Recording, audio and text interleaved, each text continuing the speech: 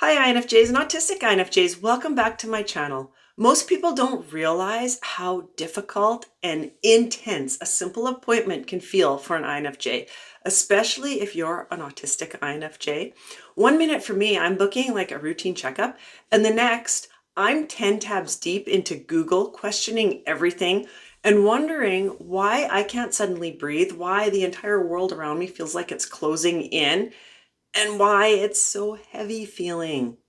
If you're nodding your head to this, you're not weird, you're not overreacting, you're not being dramatic. There is actually a logical explanation for this, and it has everything to do with our INFJ brain. You might be stuck in the introverted intuition, introverted thinking loop. It's the NITI loop. You may have seen people talking about it. And today, as a request from a number of my wonderful viewers, I want to talk about this loop, why it happens, especially around anything medical, and how to gently start stepping out of it. So if you're new to my channel, welcome. My name's Trina. I'm an INFJ and I'm also autistic. I created this channel because I wanted to help people like myself feel seen, heard, and understood. And I wanted somewhere I could share resources, things that I know have helped me and I know can help other people like myself. So don't forget to check the resource section out in the description of this video. I just updated it and I put some really cool resources in there that I discovered, and they're awesome. There's one in there for high sensitive people. It's a guide to navigating sensory overload. It's a course and it's awesome. Go check it out if you're high sensitive, struggling in this world where it just feels heavy, loud, and you're not really sure what's going on. You might want to check this course out. So anyway, I hope you find my channel helpful. If you're returning, welcome back. I'm glad you came back. I'm so grateful for all my viewers. You guys are amazing. I invite you, if you haven't yet, to like this video and subscribe to my channel. I would really appreciate the support. All right. Oh, one thing I want to tell you, I just about forgot, guys. I have been requested, quite a few of you have reached out and asked if I had a community for INFJs or neurodivergent INFJs to join. And I didn't, because I didn't want to put it on social media. I have been creating a community that is not linked to social media at all. It's through my website.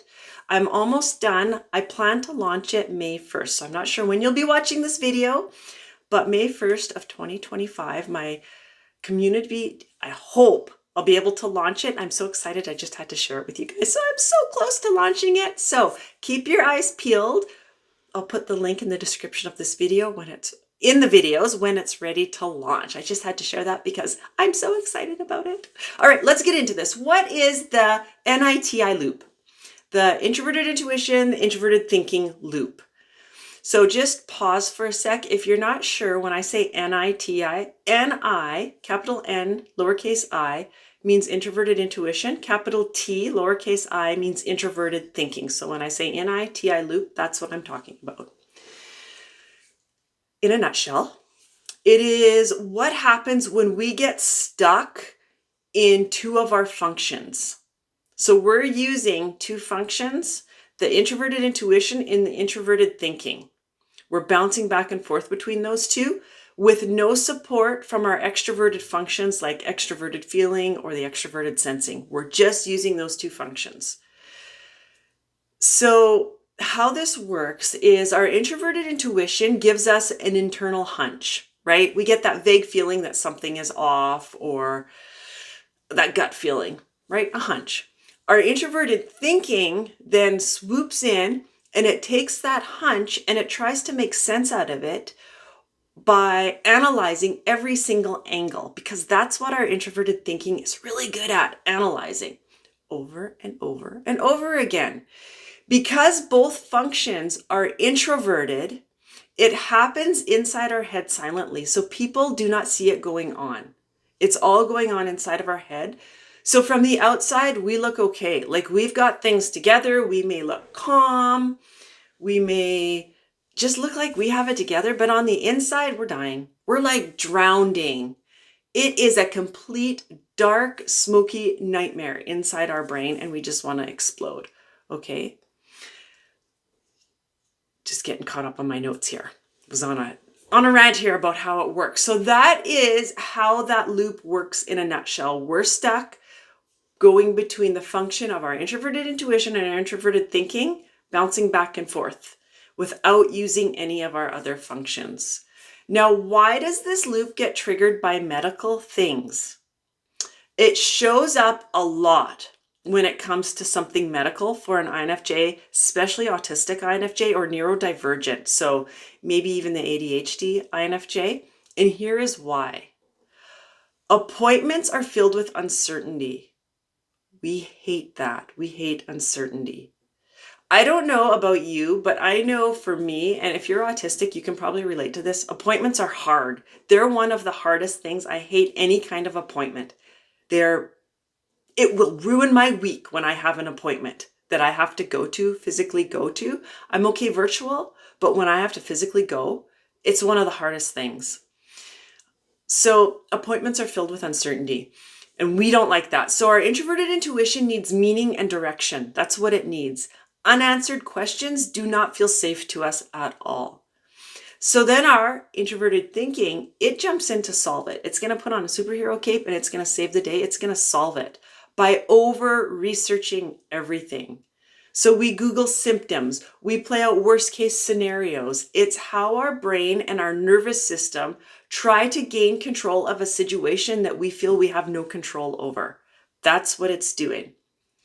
Instead of feeling calmer, we feel more overwhelmed, scared, like we're going to explode, exhausted. I feel mentally exhausted when I'm stuck in this loop, and it feels like big walls are closing in around me and I just can't get out of it. Best way I can describe it. Because now we have even more scenarios to spiral over, right? Because I just said our introverted thinking, it jumps in, it's going to save the day by researching and analyzing, because that's what it does. And it just gave us more scenarios to spiral over. So it just threw gasoline on a fire, and it gets worse. Now, if you're neurodivergent, this can feel even more intense to you, and it probably will. I'm not going to say can, it will. It is going to feel even more intense. Sensory discomfort, past experiences of being dismissed, or just the pressure to advocate for yourself when you're already masking, all feeds this loop. It's all putting gasoline on this fire, and before you know it, it's like this big, huge wildfire out of control. So we slip further into our heads, we get quieter, we don't express how overwhelmed we are, we nod, we smile, we people please. No, we're doing good, we're good over here. No, we're dying inside. Inside, we're drowning. We're drowning. So how do we gently break it? Do you guys know what I'm talking about here? You feel that when you go for a medical appointment or you have something scheduled? Maybe it's like a real minor procedure, and you have that scheduled and you're just spiraling out of control, thinking of all these scenarios.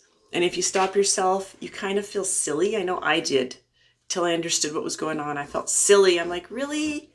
I'm going for a routine blood test, like a yearly blood test. And now I'm thinking that they're checking me for some sort of disease that I read about that was existent like billions of years ago that is non-existent now. And I think that that's what they're going to find in my blood work. Like, really? Something like that. I mean, I might be exaggerating, but that's how it feels, right? Let me know in the comments if you relate to this, because it's horrible. It's a horrible feeling. So how do we gently break this loop? First thing we need to do is interrupt that spiral. We need to interrupt it, because think of it as the tornado just spiraling around inside your head. We need to interrupt it. So how do we do that? Best way to do it is name it. Name it. The moment you catch yourself spiraling, say, hey, this is my NITI loop kicking in. That's all it is. Simple awareness is powerful. I didn't believe this would help, so I tried it, because I hate getting in this spiral when it's related to medical things. I hate it so bad. And you know what it does? It does work.